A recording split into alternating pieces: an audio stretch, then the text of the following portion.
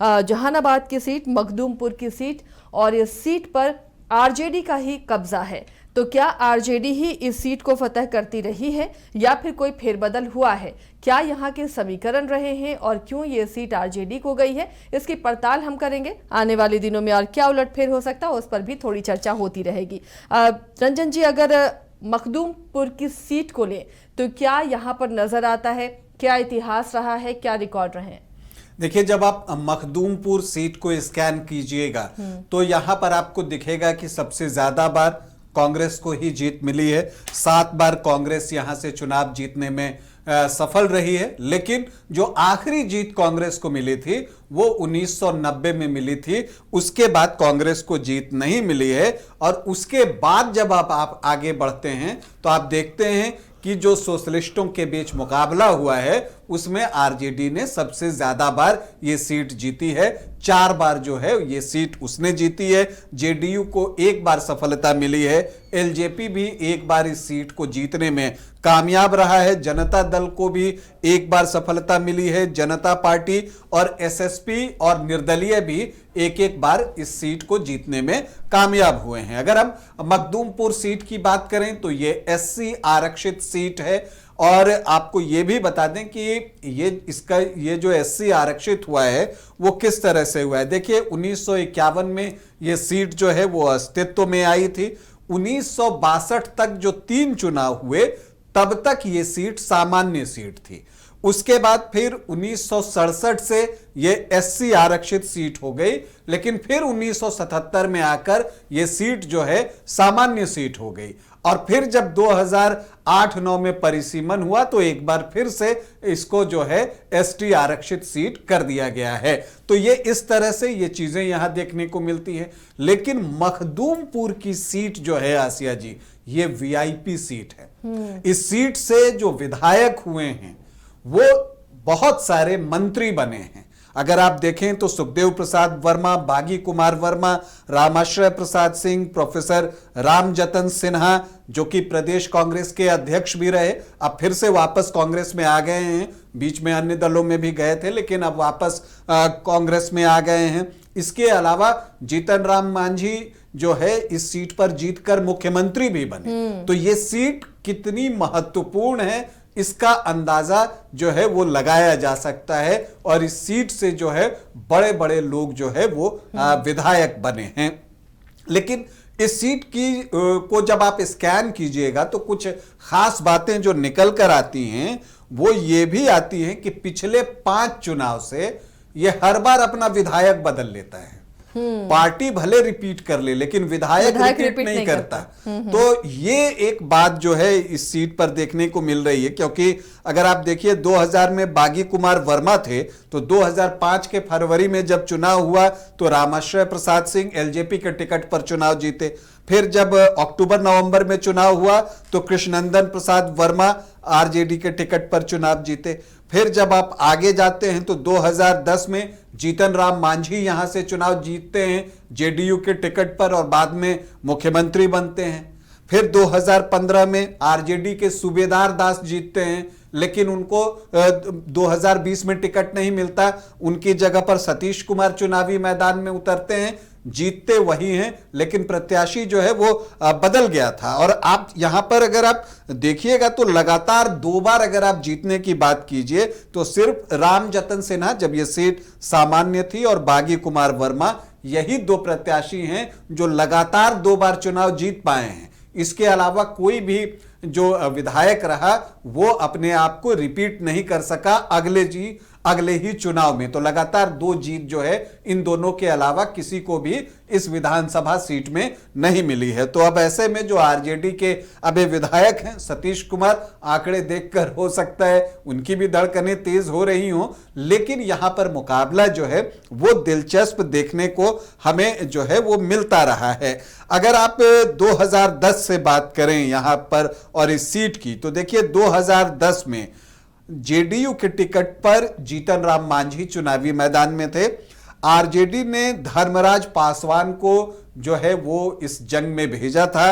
तो तो अभिमन्यु पासवान माले के टिकट पर चुनावी मैदान में थे और कांग्रेस ने भी शंकर स्वरूप को यहां पर चुनावी मैदान में उतारा था। लेकिन जो ये एक मुकाबला हुआ जो कई कोणों में हुआ, लेकिन अल्टीमेटली आमने सामने की लड़ाई जैसी ही दिखी जेडीयू और आरजेडी के बीच में। और यहां पर जीतन राम मांझी को 38,463 वोट मिले, मतलब कि 42.65% वोट, और जो धर्मराज पासवान है उनको 33,378 वोट मिले, मतलब कि 37.02%। और जीतन राम मांझी ये चुनाव 5,085 वोट से जीत गए और बाद में बिहार के मुख्यमंत्री भी बने। फिर 2015 आता है, जीतन राम मांझी एक बार फिर से चुनावी मैदान में है। देखिए, जिस जीतन राम मांझी को मखदूमपुर की सीट ने मुख्यमंत्री बनाया था, उसी मखदूमपुर ने अगले चुनाव में उनको हरा दिया।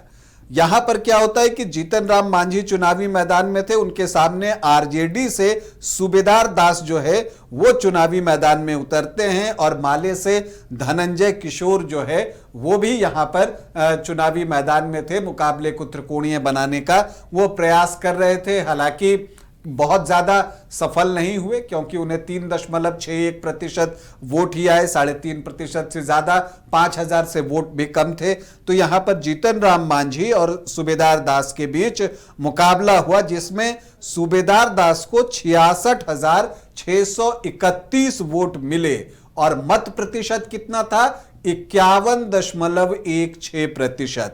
और वो जीतन राम मांझी को 26,777 वोटों से हराने में कामयाब हुए। महागठबंधन की लहर चल रही थी 2015 में और इसका पूरा फायदा जो है सूबेदार दास ने उठाया। लेकिन 2020 में आरजेडी का लालटेन लेकर सतीश कुमार चुनावी मैदान में उतरे और इस बार जीतन राम मांझी ने अपनी ये सीट अपने दामाद को दे दी लड़ने के लिए और देवेंद्र कुमार इस सीट पर हम सेकुलर के ही टिकट पर जो है चुनावी मैदान में उतरते हैं। यहां पर एक मुकाबला होता है दोनों के बीच में। हालांकि बीएसपी ने यहां से व्यास मुनि दास को चुनावी मैदान में उतारा था, उनकी भी कोशिश थी कि मुकाबले को त्रिकोणीय बनाया जाए, लेकिन वो भी सफल नहीं रहे। उनको 3.7% वोट जो है मिले और अगर वोटों में इसे कन्वर्ट कीजिए तो 5,000 से कुछ ज्यादा वोट ही उनको आए। लेकिन यहां पर सतीश कुमार, आप देखते हैं जब आप उनको देखिएगा तो वो एक लाल रंग का पट्टा या अंगवस्त्र कहिए वो इस तरह से लगाकर चलते हैं, ये उनकी पहचान है। तो वो यहां पर चुनावी मैदान में उतरते हैं, उनको 71,571 वोट आता है और वोट परसेंट में कन्वर्ट कीजिए तो ये 52% हो जाता है और देवेंद्र कुमार मांझी को 49,006 वोट आता है, मतलब कि 35.6% वोट उनको आता है और सतीश कुमार जो हैं वो 22,565 वोटों से चुनाव जीतने में सफल हो जाते हैं। तो ऐसा लगता है कि मखदूमपुर में आरजेडी को बढ़त मिली है क्योंकि कांग्रेस ने 7 बार चुनाव जीता है, लेकिन जब आप देखते हैं कि 1990 के बाद, मतलब जब 1995 से आप काउंट करते हैं तो आरजेडी को ही 4 बार जो है वो सफलता मिली है। और इसकी शुरुआत जो है आपको बागी कुमार वर्मा ने की थी, जब 2000 में उन्होंने आरजेडी के टिकट पर जो है वो चुनाव जीता था और उसके बाद से आरजेडी 4 बार जीत चुका है। जेडीयू को एक ही सफलता मिली है। देखिए, मखदूमपुर की अगर हम बात करें तो मखदूमपुर में पहले मखदूमपुर प्रखंड के अलावा रतनी प्रखंड की 9 पंचायतें थी, लेकिन जब नया परिसीमन हुआ तो रतनी प्रखंड की 9 पंचायतों को हटा दिया गया और उसकी जगह पर काको की 8 पंचायतों को मखदूमपुर में जोड़ दिया गया है। अब हम यहाँ के जातीय समीकरण पर आ जाते हैं कि वो क्या कहती हैं। तो यहां पर आपको यादव, भूमिहार, कोयरी का दबदबा दिखेगा और इसके अलावा एससी वोटर्स भी यहां पर अच्छी संख्या में हैं और यही वजह है कि ये एससी सीट बनी हुई है, एससी आरक्षित सीट है यहां पर। अगर आप यहां पर देखें तो जो एससी वोटर्स हैं वो 22.89% हैं, मतलब कि लगभग 23% वोट हैं। यहां पर रविदास भी अच्छी संख्या में हैं, पासवान भी अच्छी संख्या में, इनफैक्ट दोनों बराबर बराबर की ही स्थिति में दिखते हैं। मांझी अगर सरनेम आप देखने जाएं तो 6% मांझी सरनेम भी दिखता है। यही वजह है कि यहां से जीतन राम मांझी की पार्टी चुनाव लड़ना चाहती है एक बार फिर से ये इस सीट पर। इसके अलावा यहां पर जो मुस्लिम वोटर्स हैं वो 6.7% हैं और यादव जो हैं उनकी संख्या बहुत अच्छी है, 22-23% के आसपास जो हैं वो यादव वोटर्स हैं। तो फिर से एक माई इक्वेशन जो है वो बनता हुआ मखदूमपुर में दिखता है, लगभग वही 30-31% के आसपास का। इसके अलावा यहां पर भूमिहार वोटर्स जो हैं वो बड़ी संख्या में हैं और भूमिहार जो हैं वो 16-17% के आसपास जो है वो होंगे।